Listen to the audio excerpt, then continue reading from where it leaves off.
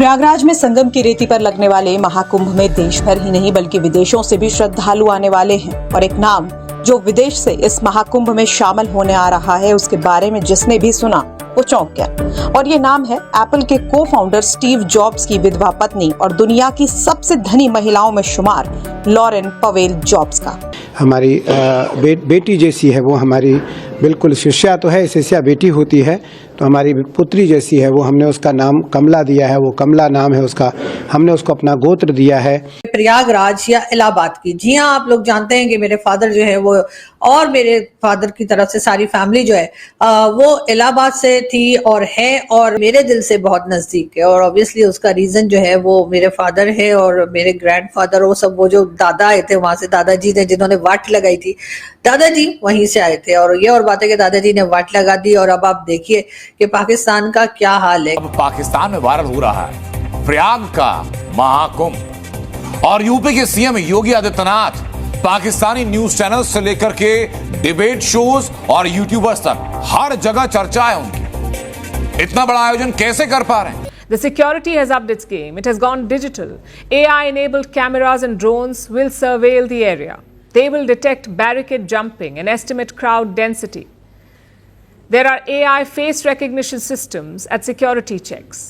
There is a real-time Google Chat feature for visitors. Plus, underwater drones will be deployed. They will provide surveillance beneath the waters, ensuring safety during the holy bath. सिर्फ पाकिस्तानी आवाम नहीं बल्कि Pakistani media में भी महाकुंभ के चर्चे हैं। आरजू काजमी और आलिया शाह जैसे पाकिस्तानी पत्रकार अपने पॉडकास्ट में सिर्फ महाकुंभ पर चर्चा कर रहे हैं और इनकी जुबान से निकला हर अल्फाज बताता है कि महाकुंभ जैसे आयोजन पाकिस्तान में सोचे तक नहीं जा सकते। AI-driven parking system. Pilgrims can pre-book their parking spots. AI will predict parking patterns. Plus, there are EV charging stations, vehicle maintenance stalls, and special transportation has been allocated.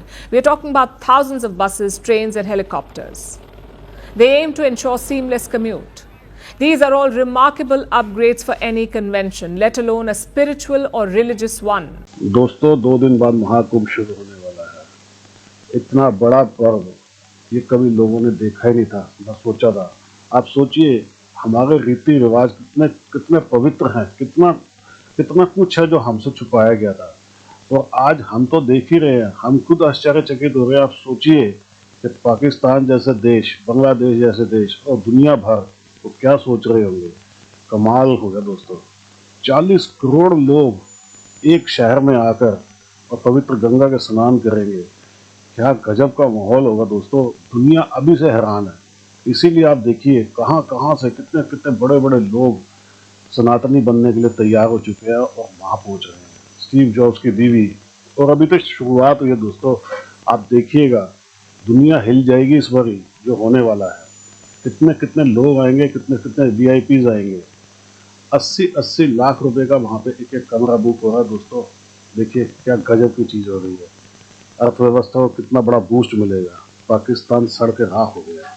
Comments कीजिएगा, वीडियो को like और channel subscribe जरूर कीजिएगा। Thank you very much. Prayagraj में संगम की रेती पर लगने वाले महाकुंभ में देश भर ही नहीं बल्कि विदेशों से भी श्रद्धालु आने वाले हैं और एक नाम जो विदेश से इस महाकुंभ में शामिल होने आ रहा है उसके बारे में जिसने भी सुना वो चौंक गया। और ये नाम है एप्पल के को फाउंडर स्टीव जॉब्स की विधवा पत्नी और दुनिया की सबसे धनी महिलाओं में शुमार लॉरेन पवेल जॉब्स का।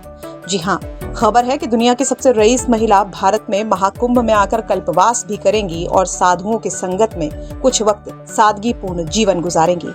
लॉरेन हिंदू और बौद्ध धर्म से खास जुड़ाव रखती हैं और उनसे काफी प्रभावित भी हैं। वहीं आध्यात्मिक गुरु स्वामी कैलाशानंद जी महाराज ने इस बारे में जानकारी देते हुए कहा है कि लॉरेन पवेल महाकुंभ में शामिल होने और अपने गुरु से मिलने आ रही है।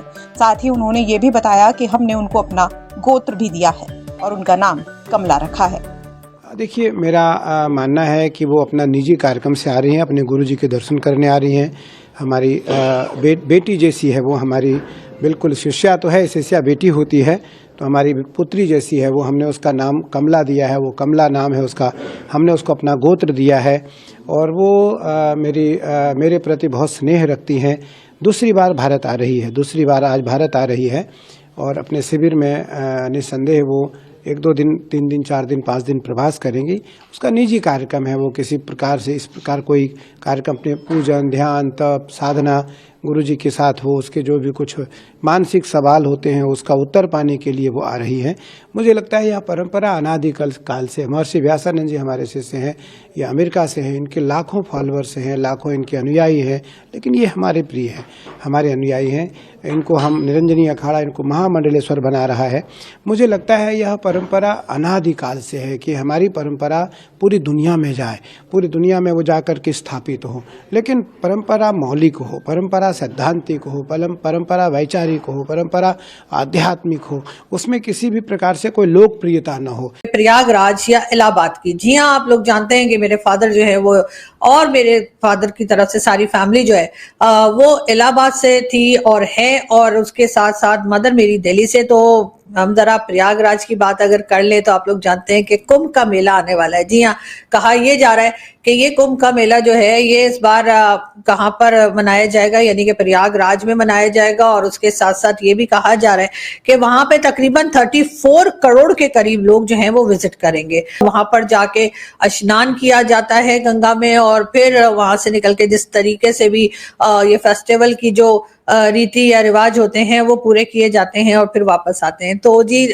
2 मंथ्स के लिए ये मनाया जाएगा और स्टार्ट ये होगा 14 जनवरी से। जी हाँ, इसी मंथ से ये कुंभ का मेला जो है वो शुरू किया जाएगा, और आई होप के बहुत अच्छा रहे जो लोग वहां विजिट करने जाएंगे। 34 करोड़ लोग जो हैं वो जाएंगे, और एक बहुत बड़ा नंबर है। और मैं भी यहाँ से बहुत से लोगों ने मुझे कहा कि जी आप आइए, और बहुत इन्विटेशन भी कई लोगों ने मुझे दिया। उन सबका बहुत बहुत शुक्रिया कि आप लोगों ने याद रखा, आप लोगों ने इन्विटेशन दिया। और आई विश के यहाँ से ही मैं दुआ भी पढ़ लूंगी कि सब खैरियत रहे, सबके लिए अच्छा रहे। खैर, बहुत से लोग तो अभी भी भारत से जो बात करते हैं वो इलाहाबाद ही कहते हैं, और कई लोग जो है वो प्रयागराज कहते हैं। भारत नाम कुछ भी रखा जाए, एक ऐसी जगह है जो कह लीजिए, या ऐसी सिटी या स्टेट है जो कि मेरे दिल से बहुत नजदीक है। और ऑब्वियसली उसका रीजन जो है वो मेरे फादर है और मेरे ग्रैंडफादर, वो सब वो जो दादा आए थे वहां से, दादाजी ने जिन्होंने वाट लगाई थी, दादाजी वहीं से आए थे। और ये और बात है कि दादाजी ने वाट लगा दी, और अब आप देखिए कि पाकिस्तान का क्या हाल है कि कुछ भी संभलने में नहीं आ रहा। दूसरी तरफ अगर हम देखें तो टीटीपी की तरफ से जो अटैक्स हैं वो चलते चले जा रहे हैं, और वो भी किसी तरीके से कंट्रोल में नहीं आ रहे। पाकिस्तान में इस वक्त जो लोग रह रहे हैं वो यकीनन इस परेशानी में हैं कि किस तरह से उनका जो है वो गुजारा होगा, और कैसे वो जॉब कर पाएंगे, या अपने घरों में जो है वो एक तरह से यूटिलिटी बिल्स जो हैं वो दे पाएंगे, और बाकी खर्चे कैसे उठाएं। अब पाकिस्तान में वायरल हो रहा है प्रयाग का महाकुंभ, और यूपी के CM Yogi Adityanath Pakistani news channel से लेकर के डिबेट शोज और यूट्यूबर्स तक हर जगह चर्चा है उनकी। इतना बड़ा आयोजन कैसे कर पा रहे हैं? महाकुंभ करोड़ों सनातनियों की आस्था का प्रतीक, वो आयोजन जहां भक्ति और सनातनी शक्ति का संगम होने वाला है। यही महाकुंभ पाकिस्तान में चर्चा का विषय। एक कंगाल मुल्क की आवाम ये सुनकर हैरान कि एक साथ करोड़ों लोग एक ही आयोजन का हिस्सा कैसे बन सकते हैं। पाकिस्तान का चौंकना लाजमी, क्योंकि जिस मुल्क में 2 वक्त की रोटी का जुगाड़ करना मुश्किल हो, वो अगर करोड़ों लोगों के लिए भंडारे की खबर सुने तो झटका लगेगा। और यही हो रहा है पाकिस्तान में। जब जब इंटरनेट या टीवी पर महाकुंभ की भव्य तैयारियां देखते हैं, संगम के विहंगम दृश्य दिखते हैं, तो पाकिस्तानी का मुंह खोला का खोला रह जाता है।